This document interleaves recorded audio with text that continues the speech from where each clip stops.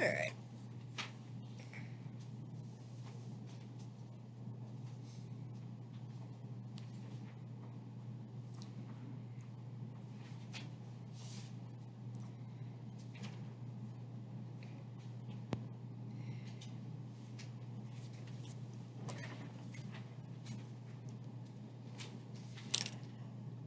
So I'm going to talk about the 225 problem first and the 7 pi over 4 problem.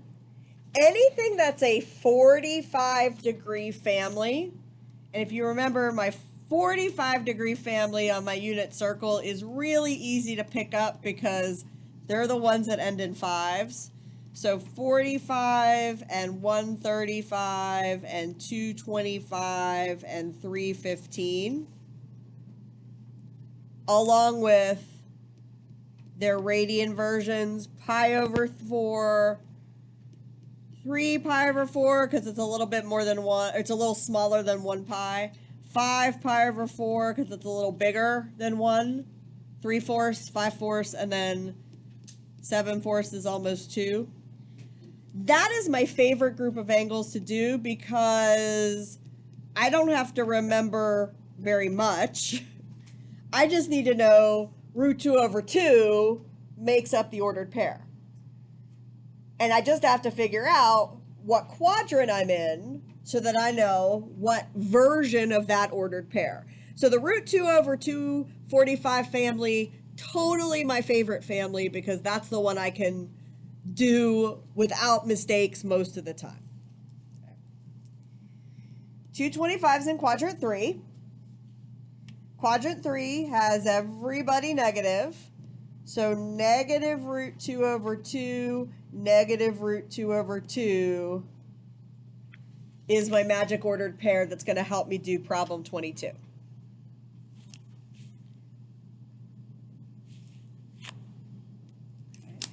Let me stop right there because it's important that you talk to me about the thinking. I can't really show you how I'm doing this other than talk to you about my thinking.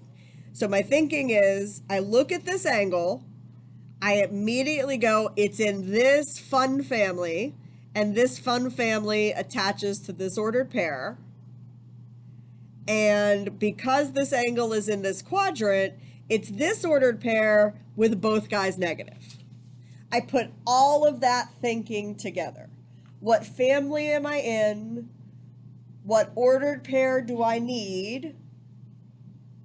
What is that ordered pair going to look like with pluses and minuses? Angle, family, ordered pair, signs. Positive and negative signs. Those are the 3 things you have to think about. I'm going to actually write that down. So that's the chain of assessment. Where is my angle family? Therefore, what is my ordered pair? What's positive versus negative? And the positive or negative is essentially a quadrant consideration. Now, you don't have to do it in that order. That's just the order I seem to do it for. I go, okay, I know here's my family, so here's what I need. And then I worry about whether it's positive or negative. Some combination of these 3 thoughts has to come together. Once you pull all that together, then knowing how to use the ordered pair. Once again, love me some 45 family because even if I reverse things, I'm less likely to, it's the same sine and cosine. So my sine angle of the angle and my cosine of the angle are exactly the same. Which means when I put, I'm so sorry, these crappy writing things. When I put my sine over my cosine or my y over x, I get a 1. And it's a negative over a negative, so it's a positive.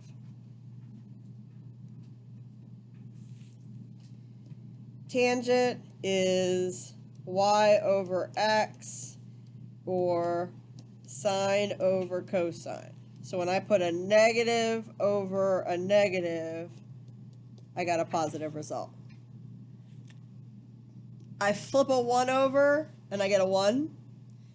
I flip these root 2 over 2's over and I can write them as negative 2 over root 2 or just negative root 2 if you want to simplify them. I don't really care.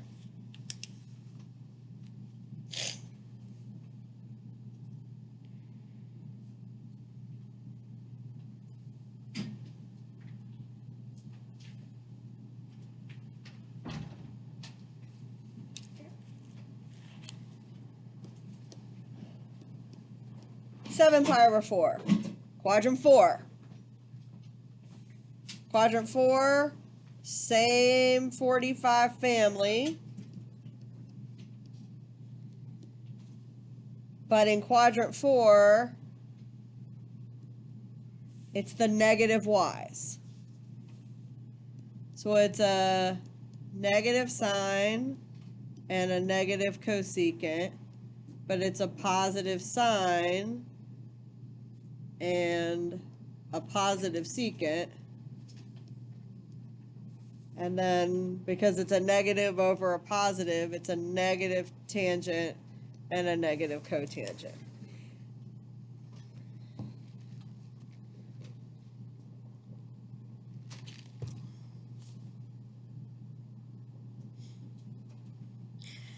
So many little pieces. Absolutely. So many ways to make mistakes. Absolutely. Doesn't mean you can't do it. You just have to be very careful and very precise, step by step by step. And you have to practice it. Watching me and doing this along with me is not practicing. Any more than me watching football yesterday is me learning to be a wide receiver or be a quarterback, okay? I can watch all I want. That's not going to make me good at it. The only way I get good at it is if I use my own muscles to do those works. My brain muscle is doing most of the work right here. You are watching my muscles do this. Unless you use your muscles to do it, chances are you're not going to be able to replicate this on a quiz or a test.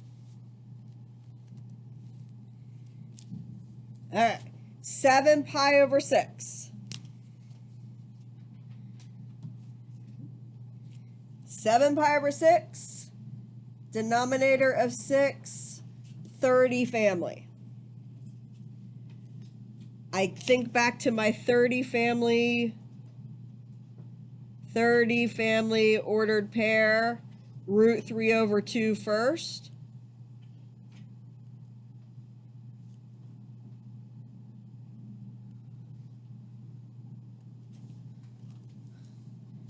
So root 3 over 2, a half, 7 pi over 6,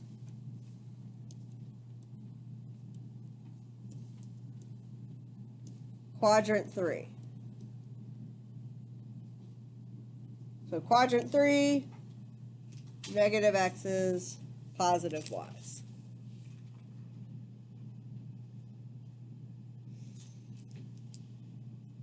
No, that's a lie.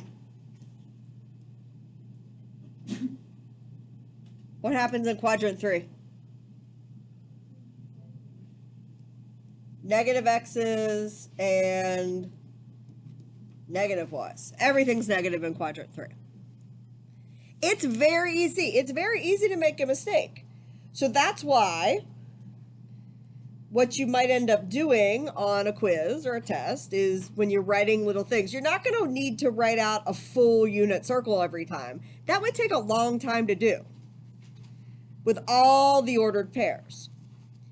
If you know the basic angles in degrees and radians, and you know these 3 ordered pairs, so you can match them with a family, the only other thing you need to know is the plus minus aspect of each quadrant. Okay. So you'll see later in the packet, when you get a little further in the packet, I've got some practice circles for you so you can get good at it. But the first quadrant is highlighted because really the first quadrant, if you can get these ordered pairs and then know which angles match up with which families, which is easier to do in radians because their denominators are the same. You should be able to get the ordered pairs correct. You just might want to add to yourself. This is one thing I like. Plus, plus, minus, plus, minus, minus, plus, minus. So I know if I'm in a particular quadrant with a particular ordered pair, it's got to look like that. Okay. Multiple unit circles for you to practice. Remembering the degrees and the radians, and then if you want to write out the ordered pairs, some of you will like to do that. Some of you might just think first quadrant and then transpose. All right, so negative 1/2 for the sine, negative square root of 3 over 2 for the cosine. The tangent becomes negative 1 over square root of 3, or negative square root of 3 over 3. Cosecant is negative 2. Secant is negative 2 over, oops, tangent's positive. And cotangent is positive root 3 over 1.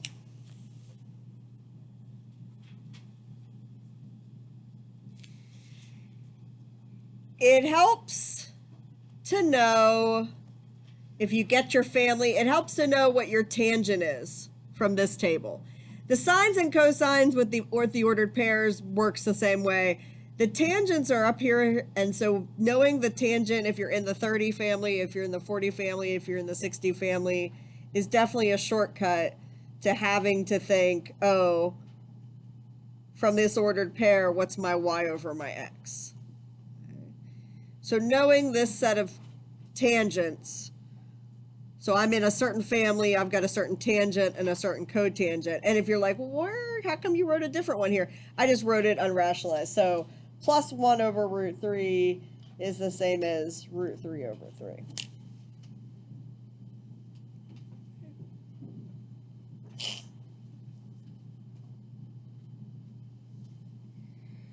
Whew, okay. We got a little bit more to do. The good news is it's actually a little easier, but it is more. So I need you to go to this page that says quadrantals. I don't know exactly how I copied everything for you guys, what order things are in. I think I put that a little earlier than a lot of your extra unit circles. So yeah, it should be your like second page. Now, your quadrantals have ordered pairs.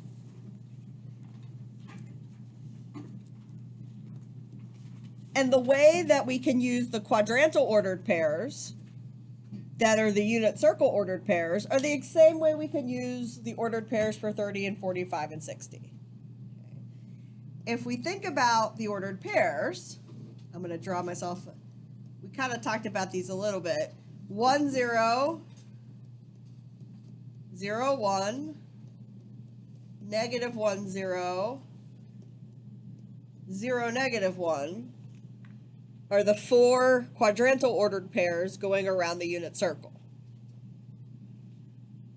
Those are going to be 4 more unit ordered pairs that you're going to have to be able to know. So 1, 0,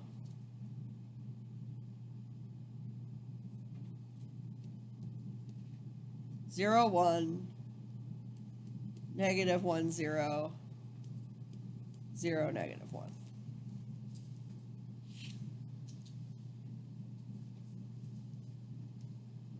And then just for fun, I deleted we have the radians to write. Oops. So we can write these, 0 degrees is 0 radians, 0 and 2 pi radians for 0 and 360. 90 degrees is pi over 2. 180 degrees is pi. 270 is 3 pi over 2.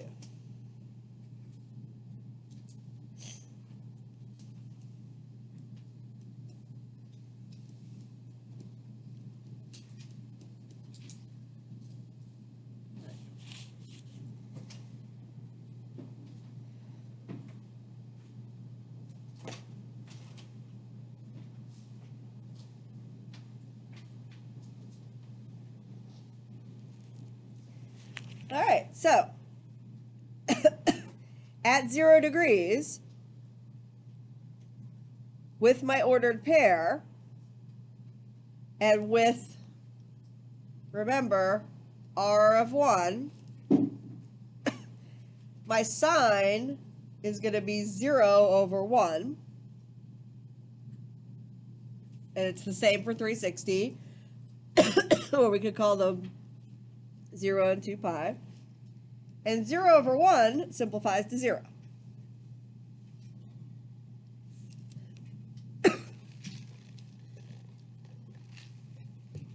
So now we're going to get sines and cosines that are whole numbers, not fractions. If I do the same thinking, I take the x from the ordered pair over the r. The cosine is going to be 1.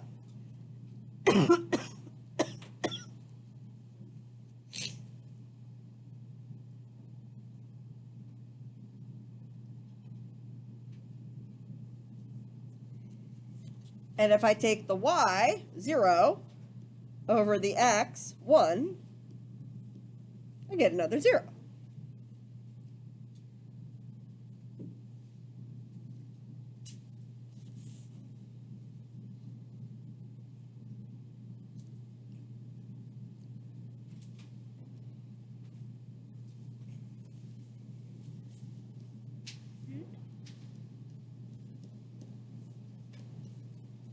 When I try to do the cosecant, I'm supposed to take the reciprocal of the sine.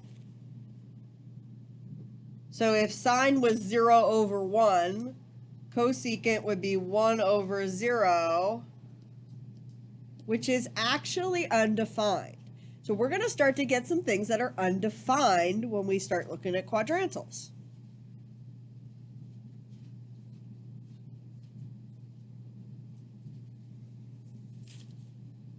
The secant is the reciprocal of the cosine. So my cosine was 1 over 1. My secant then would be 1 over 1, which is 1.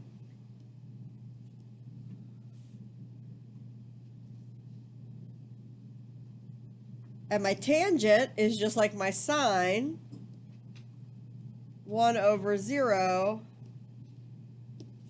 So that's going to be undefined.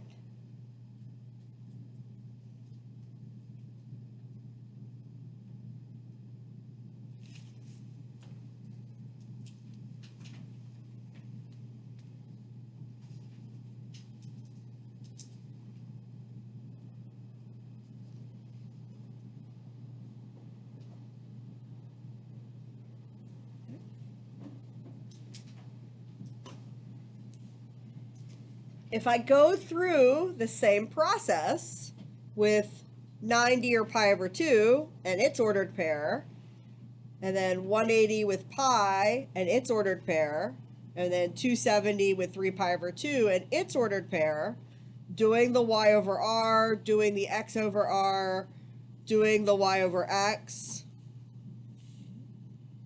I'm going to start getting some stuff that looks like this. This is going to turn out to be 1.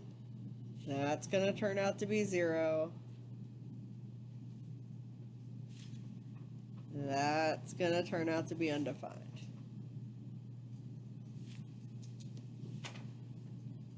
The first one is 1 over 1. The second one is 0 over 1.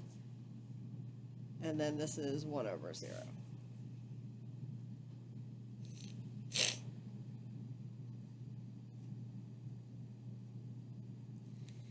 When my sine is good, my cosecant is good. When my cosine is 0, my secant is undefined. and this is the freaky one, the tangent's undefined, but if you flip it over, that's going to make the cotangent 0.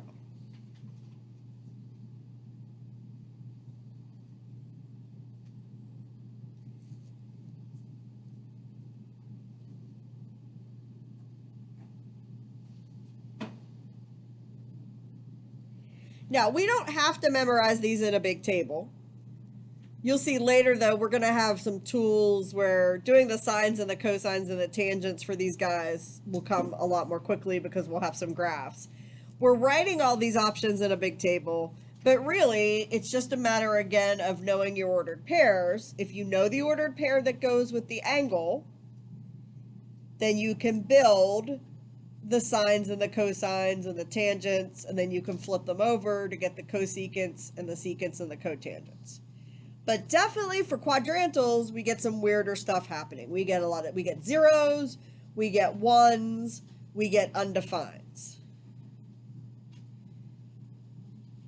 For 180, we get a 0 again for the sine.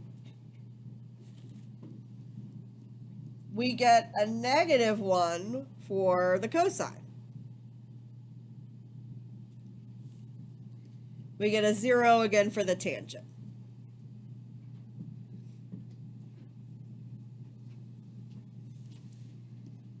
Cosecant doesn't work.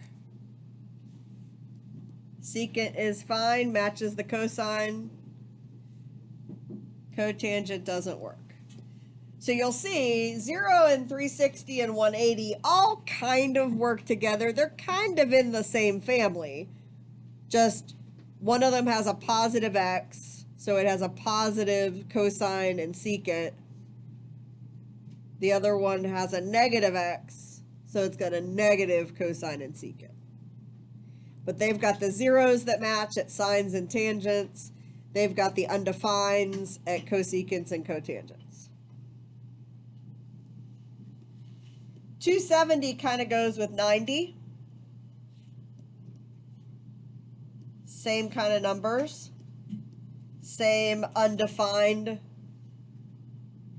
spots, just with a negative on the 1 versus a positive 1. So a -1 for sine, positive 0, well, no, but 0 for cosine, undefined for tangent, -1 for cosecant, because that's sine flipped over, undefined, and then a 0.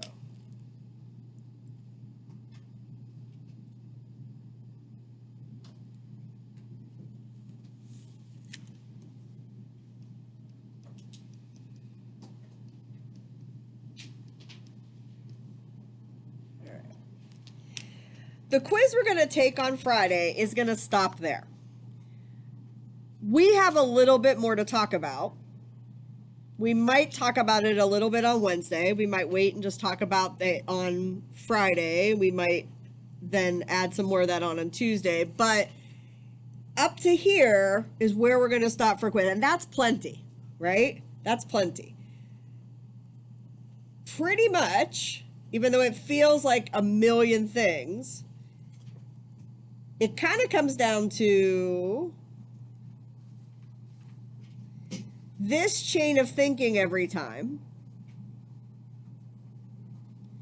Special ordered pairs for the quadrantals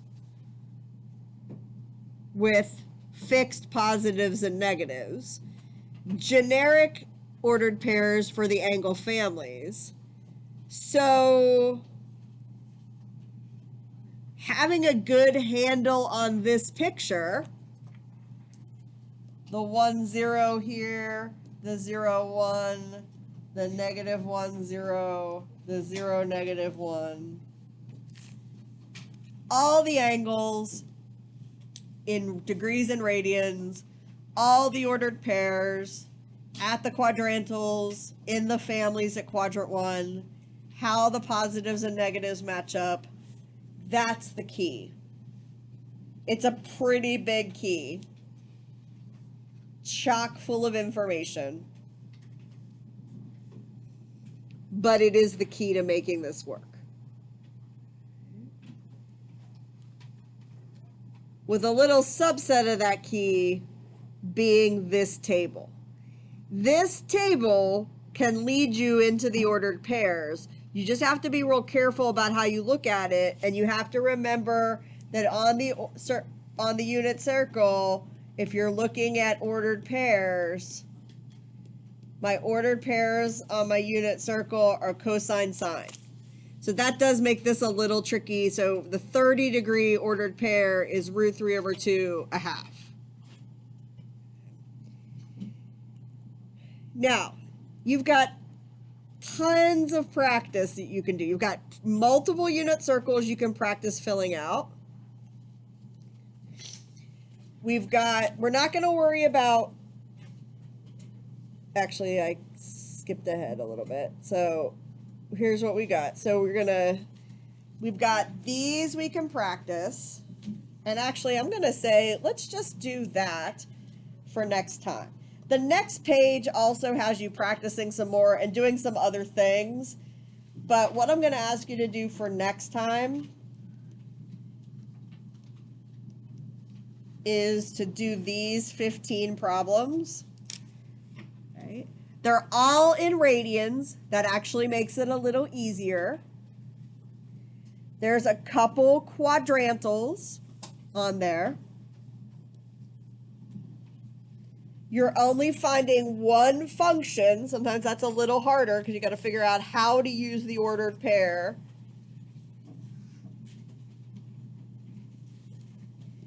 But this is a good practice for what one chunk of your quiz is going to be like. Okay, if I flop a set of problems in front of you like this and say, find these values, can you do it? Do you know the details in the unit circle and the ordered pairs to be able to do that? Okay. So, do those 15. Additionally, if you did not do anything, or if you forgot, or you just didn't realize it, but if you did not do either of the Schoology assignments, it's right there on materials, both of them.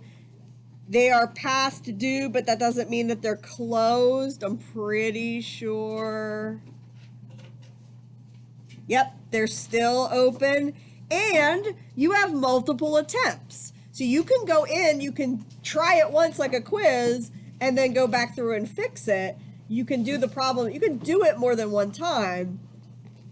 So everybody should end up with a pretty good score if you're able to do multiple attempts. So the unit circle assignments on Schoology, and try this one little chunk of problems.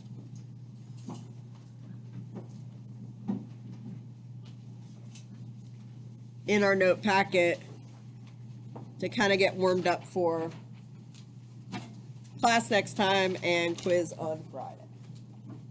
Okay, passes for third period.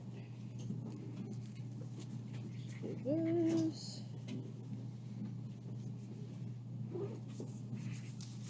There you go. Anybody else need a pass for third period today?